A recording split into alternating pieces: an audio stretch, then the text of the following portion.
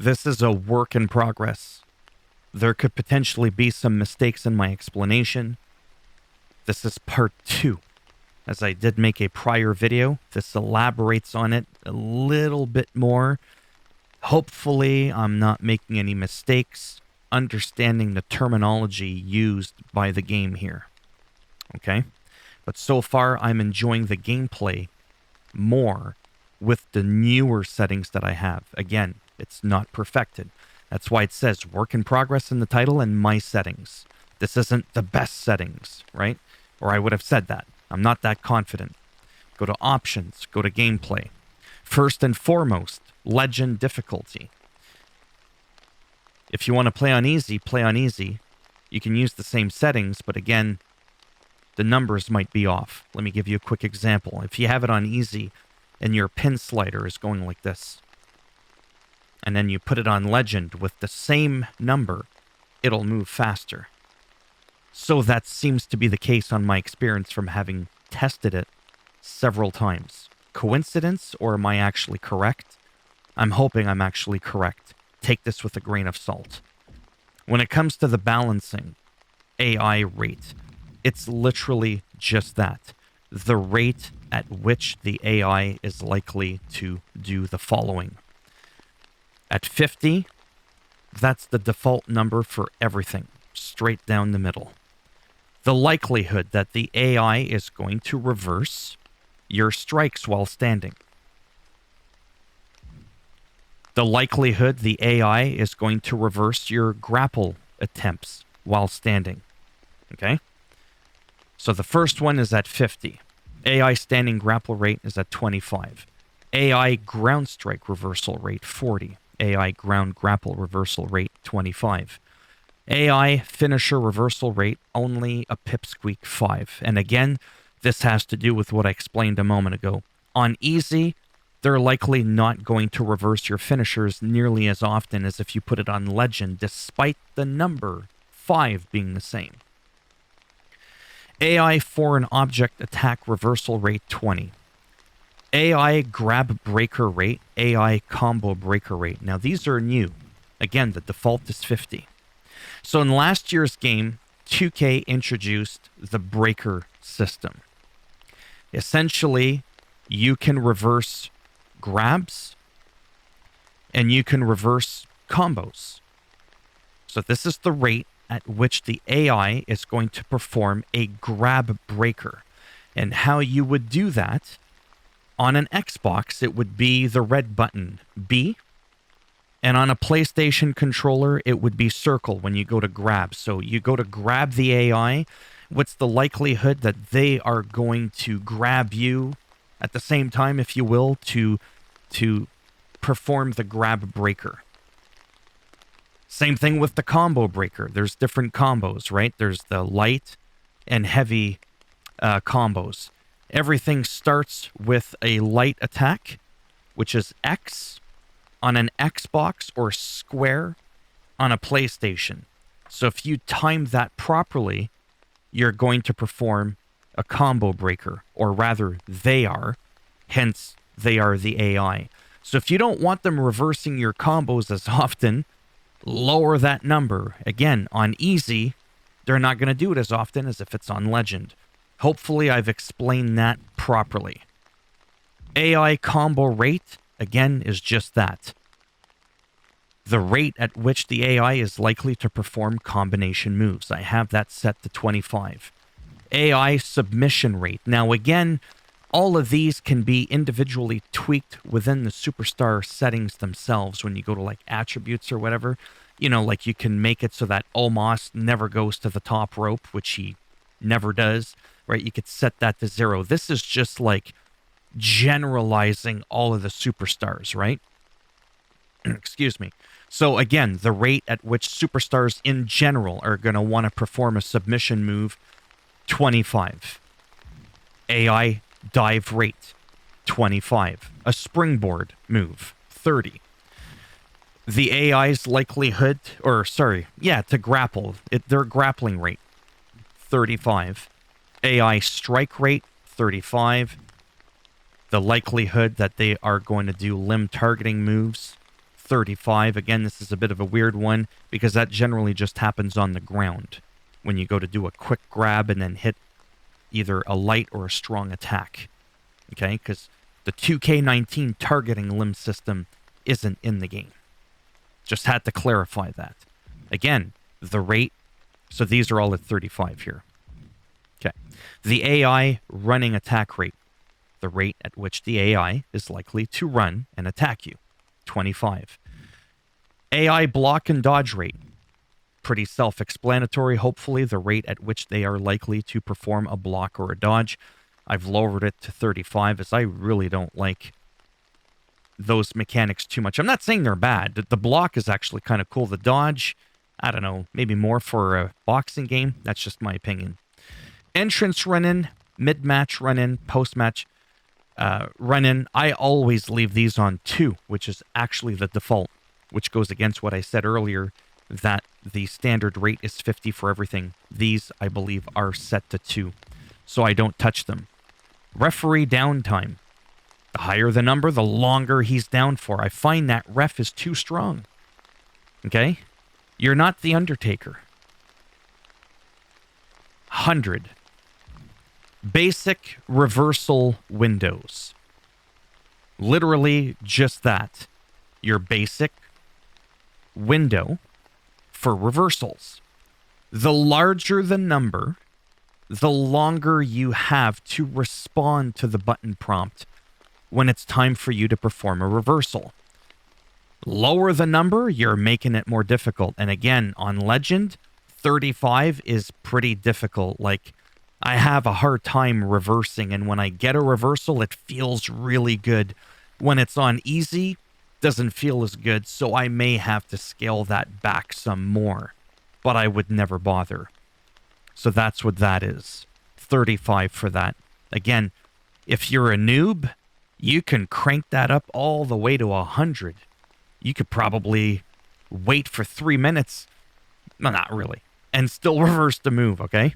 Same thing with ground attack reversal window. That window of opportunity for you to respond to a ground attack to reverse it. 35. Signature and finisher reversals. I've lowered it a little bit more because I want to make it more special. Just like I did for the AI, I've made it more difficult for them to reverse my specials. I want to do the same thing for them. I want to make it harder for me to reverse them. So I chopped it down in half from 50 to 25. Again, weapon reversal rate, right? This is not the AI, or it would say that. This is all you here.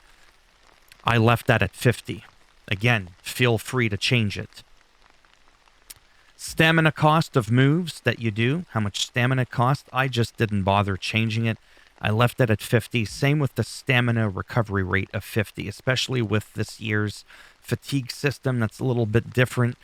Wow. It's making more of an impact, so I just don't touch it. The stunned recovery rate. Literally that. What is the recovery rate of you being stunned? I have it so that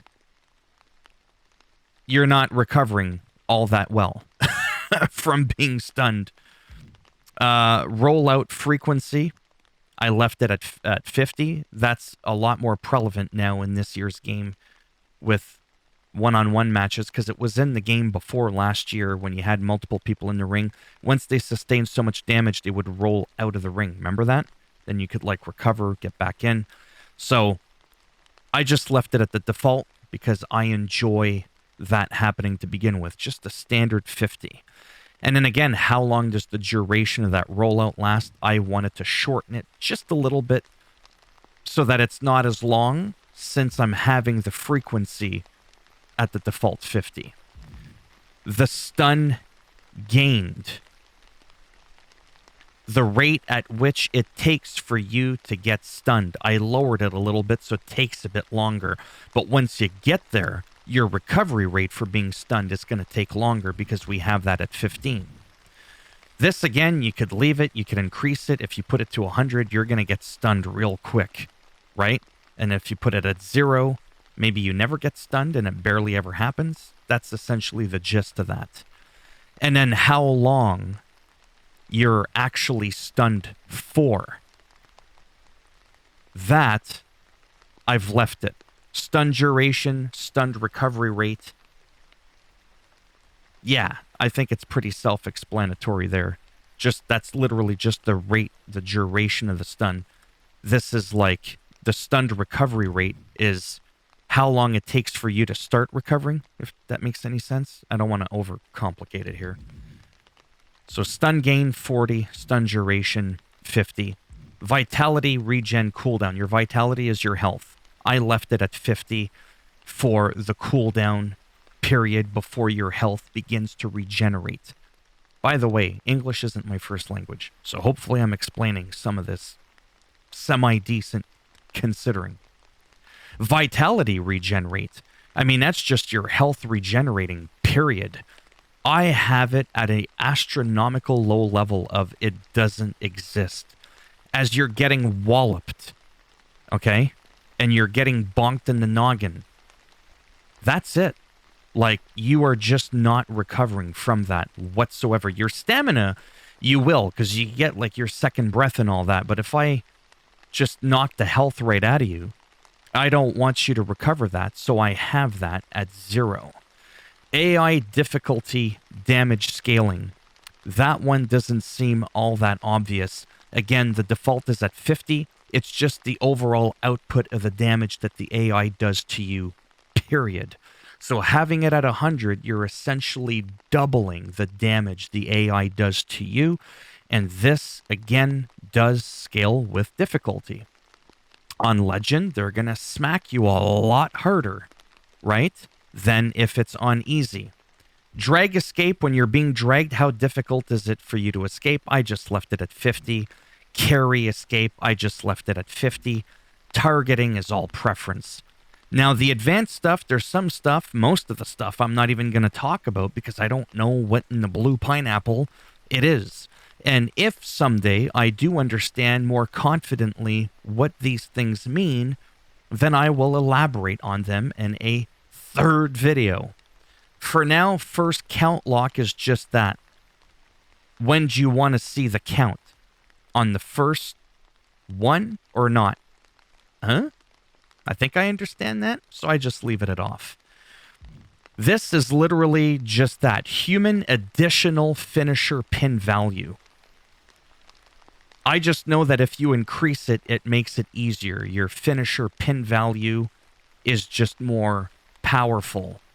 Human finisher history. I don't know what the hell that means. I mean, I think I may know what it means, but I don't want to waste any time on what I think it could mean. Additional signature pin value. Again, increasing it, I feel confident. It absolutely makes it easier. So I've just left them at 50. Signature history there, like post kick out damage recovery.